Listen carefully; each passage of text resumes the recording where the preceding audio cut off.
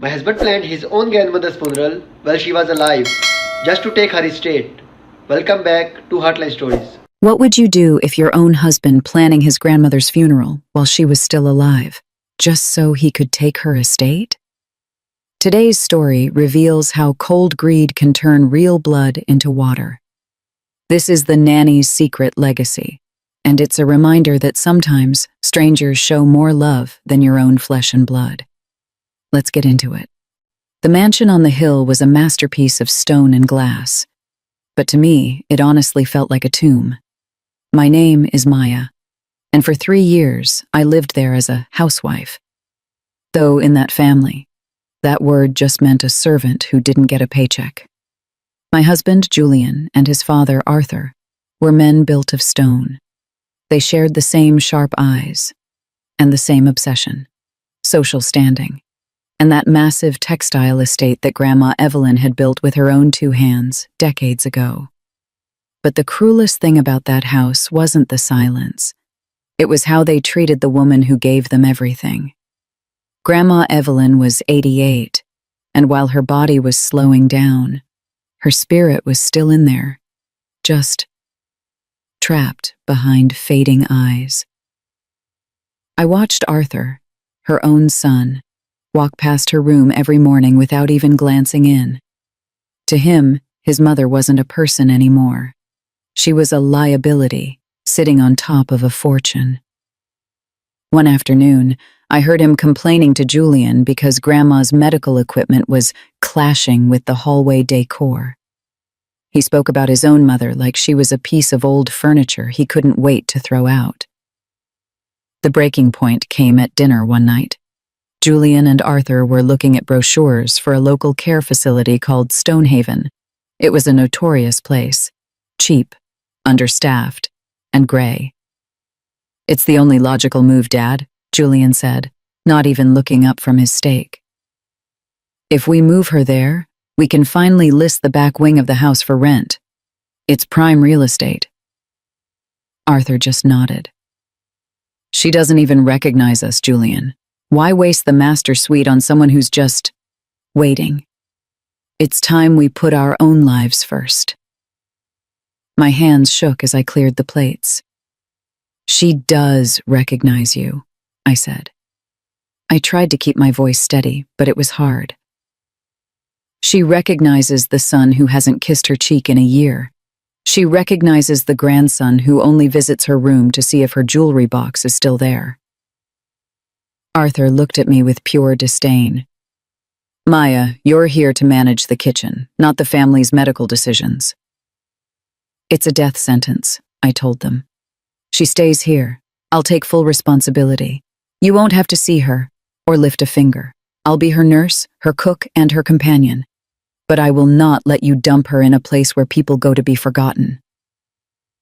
Julian just laughed. It was a sharp, hollow sound. "Fine. If you want to waste your youth cleaning up after a ghost, be my guest. But stay in the back wing. I don't want the nanny ruining the vibe when we have guests over." So that's what I did. I moved my things into the small guest room next to Grandma Evelyn. The family treated that wing like a forbidden zone. But for me, it became a sanctuary. I spent every hour with her. I didn't just give her medicine. I gave her my time.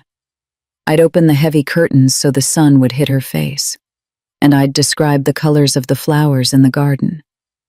I'd brush her hair for hours, telling her about my own dreams and the life I had before I entered that cold mansion. I'll never forget the first time she squeezed my hand.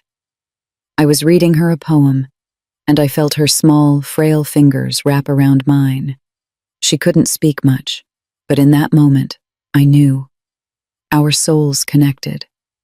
I saw a spark in her eyes, a spark of gratitude, and a hidden strength that Julian and Arthur were too blind to see. For the first time in years, I saw her smile. It was a tiny thing, but it was real. We were just 2 women abandoned in a house full of greedy men. But in that back wing, we weren't alone anymore. We were a team. As the weeks turned into months, The back wing of the mansion became my entire world.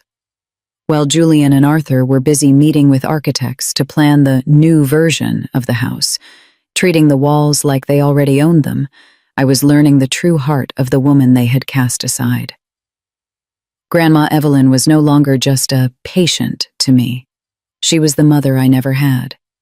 We spent hours in the quiet of her room. I'd play soft music from her youth. And sometimes she'd hum along, her eyes brightening with memories. I made her favorite teas, the ones Arthur claimed were too expensive to waste, and I'd feed her small bites of homemade cake. In those moments, her room wasn't a sick room. It was a place of joy. She started to speak more, not about her illness, but about the world she had built. She told me about the values she hoped the family would keep, and the sadness she felt seeing how the green paper had replaced their hearts. But outside our sanctuary, the shadows were growing. Julian's patience was wearing thin. He hated that I was wasting time in the back wing instead of playing the role of the perfect socialite housewife he wanted. One evening, he stormed into the room while I was reading to Grandma. He didn't even look at her. He just looked at the space she occupied. "I've had enough, Maya," he hissed. His voice was cold, sharp. "The contractors are coming on Monday to start the demolition of the garden shed and the sunroom. The noise is going to be unbearable. I've already signed the preliminary papers for Stonehaven. You have 48 hours to pack her things. I'm not asking any more." I stood my ground. I shielded Grandma's bed with my own body. "You'll have to drag us both out, Julian. She is the foundation of this family, and you're treating her like an obstacle." "She's a ghost, Maya, and you're becoming one too," he yelled, before slamming the door so hard the glass in the windows rattled. I turned back to Grandma, my heart racing, ready to apologize for the noise. But she wasn't looking at the door. She was looking at me with an intensity that stopped my breath. She reached under her pillow with a trembling hand and pulled out a thick, heavy white envelope. It was sealed with red wax. "Grandma, what is this?" I whispered, kneeling by her side. She pulled me closer. Her voice was barely a breath, but it was steady. "This is the weight of 50 years of work, Maya. My son and grandson think they have searched every corner of this house for my secrets. They've gone through my desk, my safe, and my bank statements. But they forgot that a woman's true legacy isn't kept in a bank." I looked at the envelope. It felt heavy, almost warm in my hands. "I don't understand. Why are you giving this to me?" "Because you are the only one who didn't ask for it," she said, a small, knowing smile touching her lips. "They look at you and see a nanny. They look at me and see a burden. They are so blinded by their greed that they've left the front door wide open. Inside this envelope is a name, Mr. Henderson, and a set of instructions that will ensure this house never falls into the hands of men who don't know how to love." "Grandma, I can't take this. They'll accuse me of stealing," I said, my voice shaking. She squeezed my hand with a strength I didn't know she still had. "You aren't stealing anything, child. You are protecting it. Hide it. Do not let Julian see it. Do not tell them it exists until I am gone. Promise me." I looked into her eyes and saw the lifetime of struggle she had endured to build this empire. I saw the pain of a mother whose own son was waiting for her to die. I tucked the envelope deep into the pocket of my apron, pressing it against my leg. "I promise, Grandma. I promise." For the next few days, the atmosphere in the house turned toxic. Julian and Arthur stopped talking to me entirely. They cut the heating in the back wing, claiming the old pipes were broken, and they started moving furniture out of the rooms around us. But even in the cold, Grandma and I were at peace. We had a secret now. She spent her final days telling me about the silent power. She taught me that sometimes you have to let the world think you are weak, so you can see who is truly strong. On a quiet Thursday night, as the rain tapped against the glass, Grandma Evelyn took her final breath while I held her hand. There were no doctors, no Julian, and no Arthur, just the two of us. In her final moment, she looked at the wardrobe where I had hidden the envelope, then back at me, and smiled. She was free. And I realized, as I felt the weight of that envelope in my pocket, that the storm was only just beginning. The atmosphere during the funeral was sickening. Julian and his parents wore expensive black designer clothes, acting like grieving royals. Julian even gave a speech about family values and honoring her legacy. While all the while he was checking his watch, he couldn't wait to get back to the house to meet the estate lawyers. When we returned to the mansion, the air was thick with anticipation. Julian's parents were already pouring expensive whiskey, and Julian was sitting at the head of the mahogany dining table, like he already owned the world. "Maya," Julian said. He didn't even look at me as I walked in. "The lawyer is 5 minutes away. I've already packed a suitcase for you in the hallway. I think it's best if you move out today. We want to start the renovations tomorrow morning, and frankly, having you here is just a reminder of a very stressful time." I didn't argue. I didn't cry. I simply sat down at the far end of the table. "I'm not leaving yet, Julian. We haven't heard the will." He laughed, a cold, arrogant sound. "The will is 20 years old, Maya. Everything goes to my father and eventually to me. You were never in the picture. You were just the help." At that moment, the front door opened. But it wasn't the family lawyer Julian expected. It was an older man with sharp eyes and a heavy briefcase, Mr. Henderson. "Who are you?" Julian's father demanded, standing up. "Our attorney is Mr. Sterling." Mr. Sterling was the attorney for the family business, Mr. Henderson said calmly as he sat next to me. "I am the personal attorney for Evelyn Vance, and I have her final codicil, signed and witnessed 3 days before her passing." The room went deathly silent. Julian's face turned a pale shade of gray. As Mr. Henderson read the documents, the keys to the kingdom began to crumble.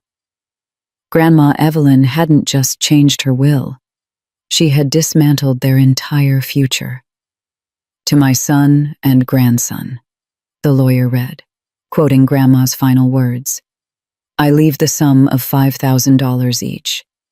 I hope it is enough to teach you the value of a dollar, since you never learned the value of a person."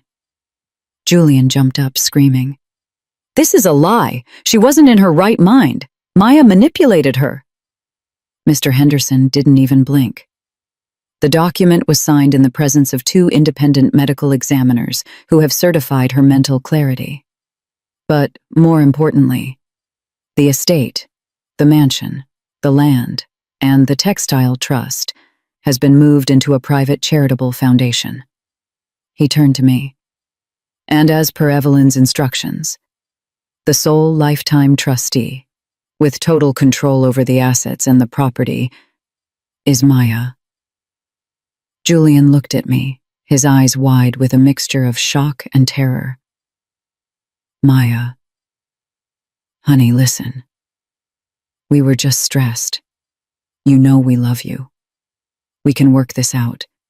We can still do the renovations. Together." I stood up.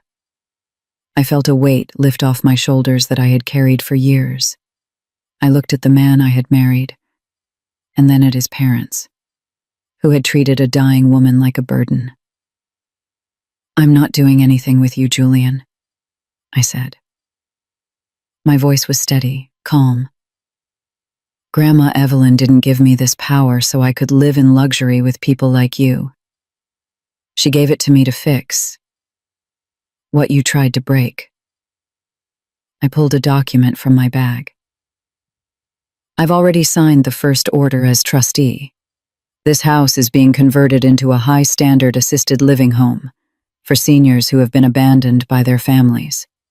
You have 24 hours to remove your personal belongings. After that, the locks will be changed." The screaming started then, threats, pleas, and insults, but I didn't hear them. I walked to the back wing one last time. I picked up my small suitcase and the old photo of Grandma Evelyn from her bedside table. As I walked out the front door, I didn't look back at the mansion. I didn't need the money, and I didn't need the house. I was leaving with my dignity and the knowledge that Grandma's legacy was safe. They thought I was just the nanny, the quiet housewife who would fade away. They didn't realize that the greatest power in the world isn't wealth. It's the loyalty of someone who stays when everyone else walks away. My name is Maya, and today, I finally started my own life.